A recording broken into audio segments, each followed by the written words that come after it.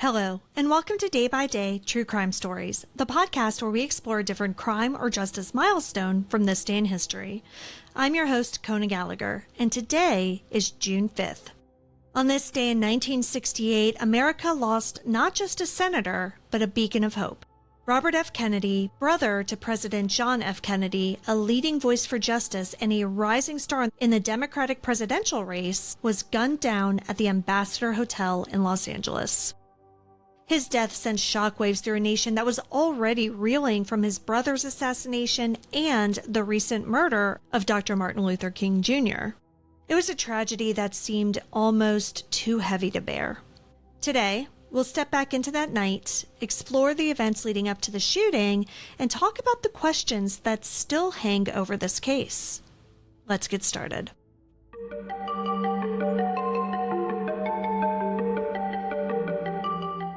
It was June 4th, 1968, and the air at the Ambassador Hotel was electric. Supporters packed into the Grand Embassy Ballroom, eagerly awaiting the results of the California primary. And when word came that Kennedy had won, the crowd erupted into cheers. Bobby, just 42 years old and full of passion, stepped onto the stage with his wife Ethel by his side. Ethel was pregnant with their 11th child, and their presence together felt like a glimpse of a bright future for the country. Kennedy's speech wasn't long, but it was powerful. He thanked his supporters, spoke of unity and compassion, and closed with, quote, "My thanks to all of you, and now it's on to Chicago, and let's win there," end quote. It was a promise of hope and progress. The crowd roared as he waved, and his future looked brighter than ever. Behind the scenes, his team decided to avoid the crush of supporters and guide him through the kitchen. It was a shortcut that led to the colonial room where reporters waited. As Bobby made his way through the kitchen, it felt like he was just moments away from the next chapter of his life. But then, the unthinkable happened. Just after midnight, Kennedy made his way through the busy kitchen pantry. Chefs, busboys, and waiters all paused their cleanup to catch a glimpse of him, with some even reaching out for a handshake. Ethel followed close behind, surrounded by aides and a small security detail, including former FBI agent William Barry, football star Rosie Greer, and Olympic legend Rafer Johnson. At 12:15 a.m., as Bobby smiled and greeted the workers, a young man stepped out from the crowd. His name was Sirhan, and he was a 24-year-old Palestinian immigrant. Without warning, Sirhan pulled out a .22 caliber revolver and opened fire. Kennedy was shot 3 times. The fatal bullet struck him behind the right ear and lodged in his brain. 2 other bullets hit him in the back. In the chaos, 5 other bystanders were wounded. One of them, campaign aide Paul Schrade, later said, quote, "I never imagined it would happen in front of me," end quote. Rafer Johnson and Rosie Greer tackled Sirhan and wrestled him to the ground. Even as they fought for the gun, Sirhan kept pulling the trigger until it clicked empty. Bobby collapsed to the floor.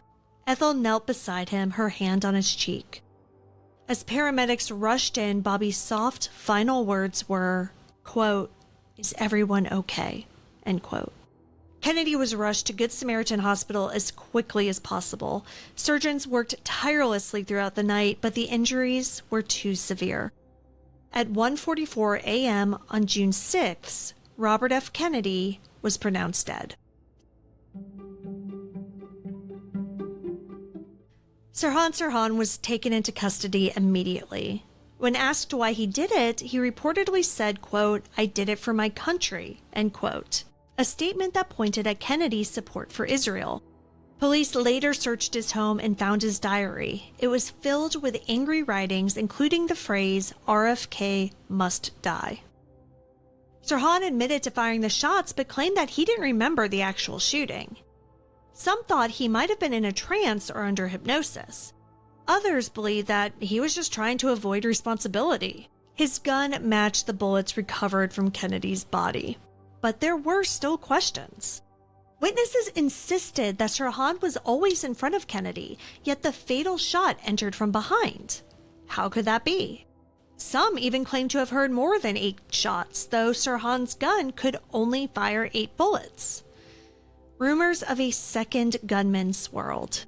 But despite these questions, authorities maintained that Sirhan had acted alone.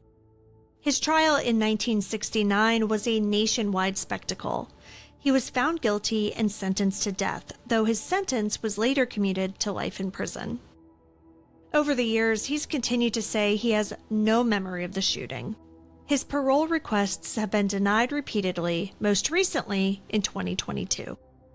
For decades, conspiracy theories have circled this case. Could there have been a second shooter? Did Sirhan act alone, or was he manipulated? Some survivors, including Paul Schrade, believe that Sirhan shot him, but not Kennedy. Robert F. Kennedy Jr. even visited Sirhan in prison and has called for a reinvestigation. Yet, despite all of the speculation, no definitive evidence has emerged to overturn the original conclusion. Still, those doubts linger, especially for a nation that had already endured so much heartbreak. The loss of Robert F. Kennedy felt like the loss of what might have been, a future that promised healing and unity, until it was suddenly cut short.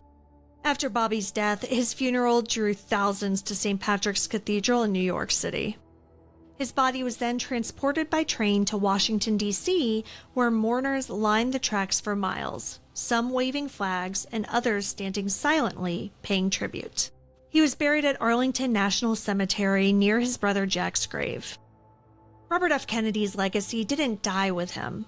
His words on justice, compassion, and unity still resonate today. Through public service and advocacy, his family has kept his spirit alive, and organizations like the Robert F. Kennedy Human Rights Foundation continue to champion his causes. And his words, the ones he spoke so often, still ring true. Quote, "Some men see things as they are and say why. I dream things that never were and say, why not?" End quote. Robert F. Kennedy's assassination wasn't just a tragedy. It was a profound moment of loss for a nation that had already been scarred by violence. His death left behind a family, a movement, and a question we still ask today. What could have been? Thank you for joining me on today's episode of Day by Day True Crime Stories. If you found today's story compelling, please subscribe, rate, and review this podcast. It'll help us grow. And be sure to join me again tomorrow as we explore another significant event in true crime history. Until then, stay safe and remember that behind every headline is a life worth remembering. Day by Day True Crime Stories is a Little Monster production. Hey, you can do it!